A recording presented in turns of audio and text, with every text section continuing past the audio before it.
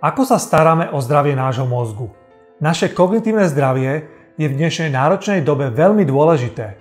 Zjednodušene sa dá povedať, že sem patrí naša schopnosť jasne myslieť, učiť sa nové veci, schopnosť prijímať rozhodnutia, vytváranie a ukladanie pamäte, alebo aj mechanizmy riešenia problémov a zvládania životných situácií, a to najmä v čase stresu alebo vypätia.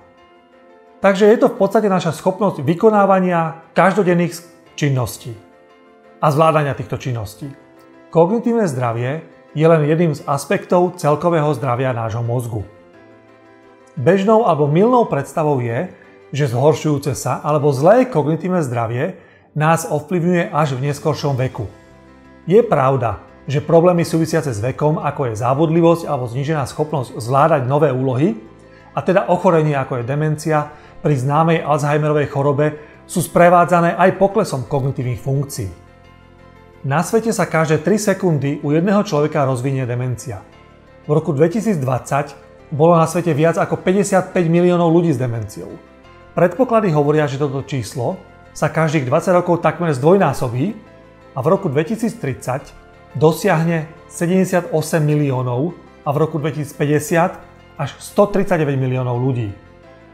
Ročné náklady spojené s demenciou dosahujú celosvetovo 1,3 biliónov dolárov, čo do roku 2030 by malo narásť až na 2,8 bilióna dolárov. A toto hovoria predpoklady a odhady Medzinárodnej organizácie pre Alzheimerovú chorobu v spolupráci s WHO. Počet prípadov demencie je na Slovensku odhadovaný na 60 000 a predpokladá sa, že do roku 2040 stúpne u nás počet ľudí trpiacich demenciou na 180 000. Mladí ľudia si ľahko povedia, že mňa sa to netýka. Realita je ale úplne iná. Aj u nás sa vyskytujú prípady demencie aj vo veku 30 až 40 rokov. Existujú výskumy, ktoré hovoria o tom, že v našom mozgu sú prvé prejavy alebo signály zhoršujúceho sa zdravia nášho mozgu detekovateľné 20 a dokonca až 30 rokov predtým, než sa navonok ukážu prvé prejavy. A pokiaľ ide o zdravie nášho mozgu, existujú rizikové faktory, ktoré môžeme zmeniť a rizikové faktory, ktoré nemôžeme, ako sú vek alebo pohlavie. Ako teda zlepšiť zdravie nášho mozgu?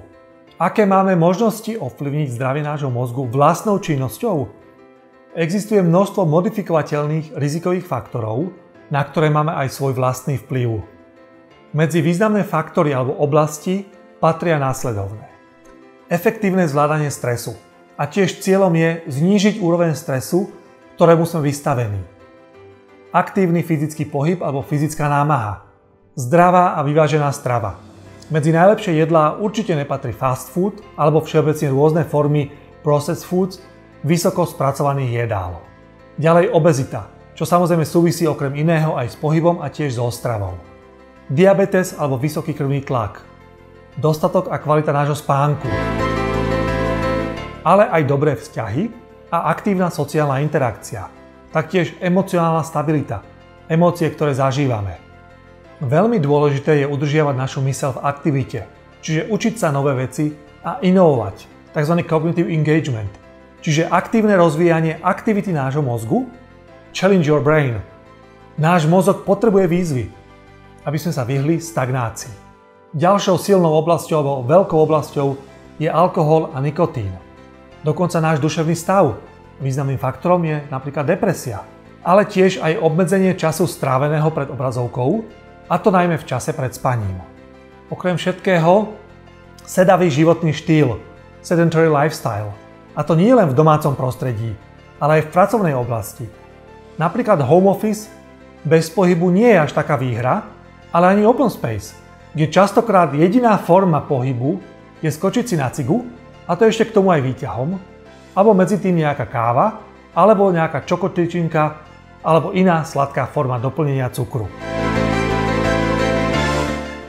Určite náš manažerský štýl a tiež aj leadership štýl ovplyvňuje naše emócie, našu náladu, vplýva na emócie nášho tímu, našich kolegov, môže generovať stres, napätie, nervozitu, dokonca až úzkosť. Je dobré aktívne pracovať na projektoch, pretože rôzne úlohy, nové veci, nové impulzy, aktívny rozvoj, nové challenge, nové výzvy pre mozog, nové oddelenia, noví ľudia, noví kolegovia, nové sociálne vzťahy.